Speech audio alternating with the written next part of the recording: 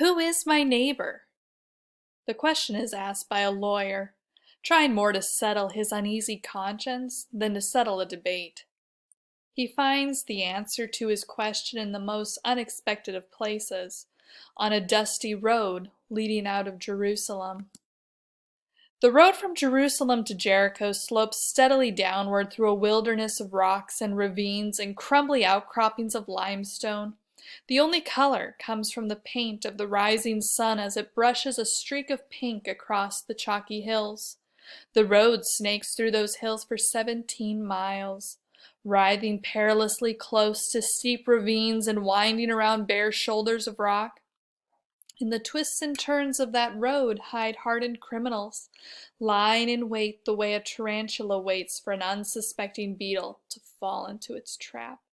For that reason, the road has earned the reputation as the way of blood. Jesus locks eyes with the man in the audience and proceeds to say that down the road came a tired priest. The robbers recognize him to be a religious man from the clothes that he wears, so they allow him safe passage. Some things are sacred even to criminals. Besides, they reason, priests never carry anything of value anyway. The priest walks with his back toward the 8 days of service he's just given in the temple. From morning till evening he has served there, instructing the people in the straight and narrow ways of the law, saying prayers, burning incense, offering sacrifices. The days have been long and tiresome, with tedious attention to detail, from everything to trying legal cases to trimming the wicks of the temple's oil lamps. But now he is off duty, on his way home to Jericho, the lush, worldly suburb of the holy city. The priest passes the time by meditating on a psalm, but the graceful rhythms of Hebrew poetry are jarred to a stop by guttural moans coming from the roadside. Because there lies the robber's prior victim. There lies a clump of naked flesh. The priest squints. It looks like a fellow Jew, but it's hard to tell. The man has been beaten raw. There's a seepage of blood that's darkened the dirt beneath him. Now the law says that if you see your brother's donkey or ox fall down by the way, you shouldn't hide yourself from it. You should help it up. How much more then should you help your brother himself who has fallen? But that's not the part of the law that comes to the priest's mind. He's thinking of that passage which states that anyone who touches a dead person should be considered unclean for 7 days. And the priest thinks to himself, this poor man is barely alive, and if I stop and help him, he could die in my arms.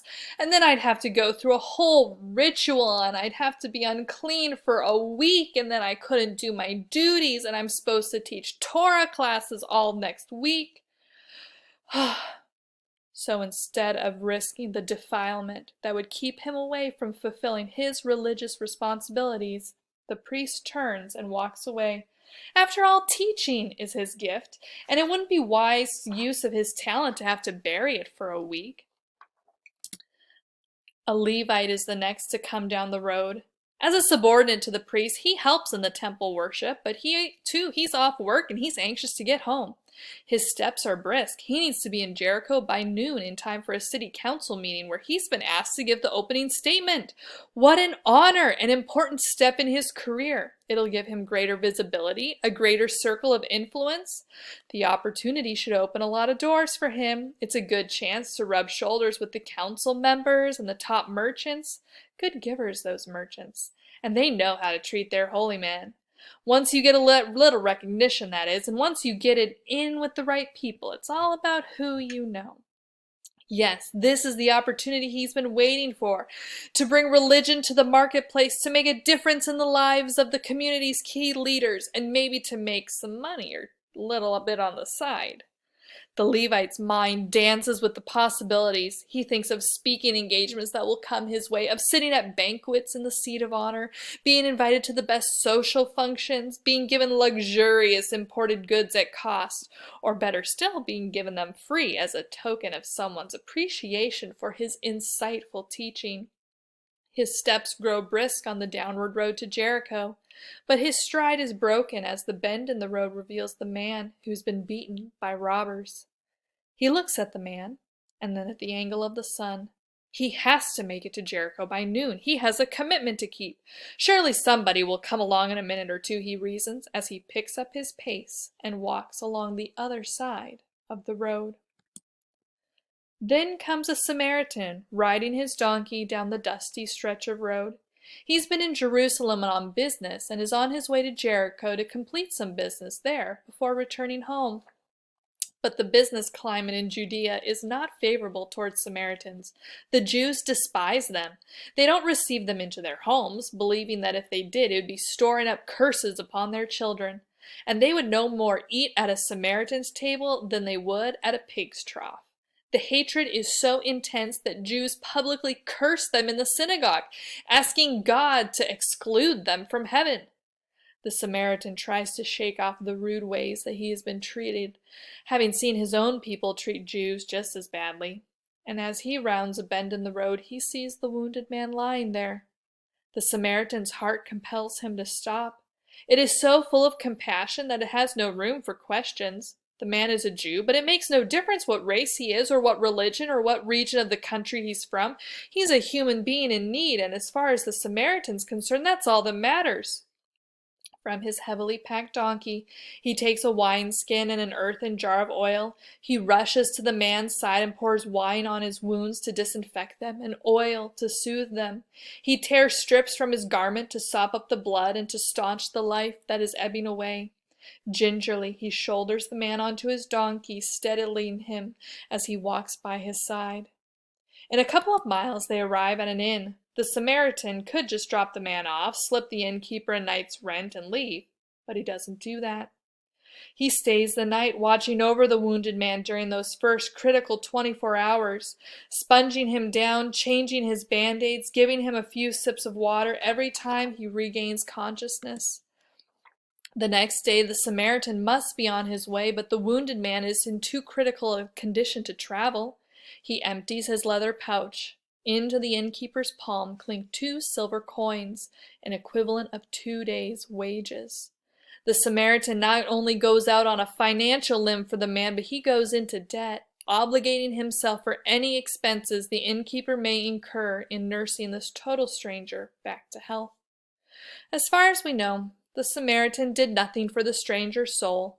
He uttered no prayer, quoted no verse, left no tract.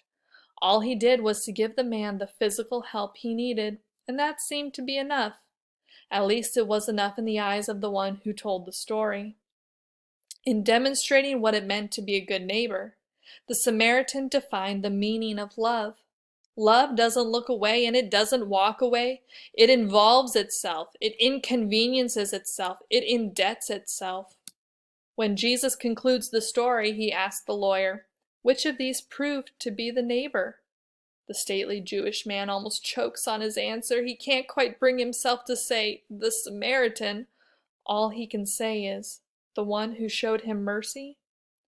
Jewish hatred toward the Samaritans was both racial and religious. Samaritans were half-breeds, being a mixture of Jewish and Assyrian blood, and from the Jews' perspective, they were heretics. They worshipped at a temple on a different mountain in defiance to the Jewish temple in Jerusalem. They accepted only the first 5 books of the Bible as their sacred scripture rather than the entire Old Testament. They established their own priesthood independent from the Jews. They disregarded the traditions of Jewish elders. Knowing how Jews felt towards Samaritans, can you imagine how hard it must have been for that lawyer to have the central commandment of the Jewish law illustrated to him by a Samaritan, a race he utterly despised? Who is my neighbor?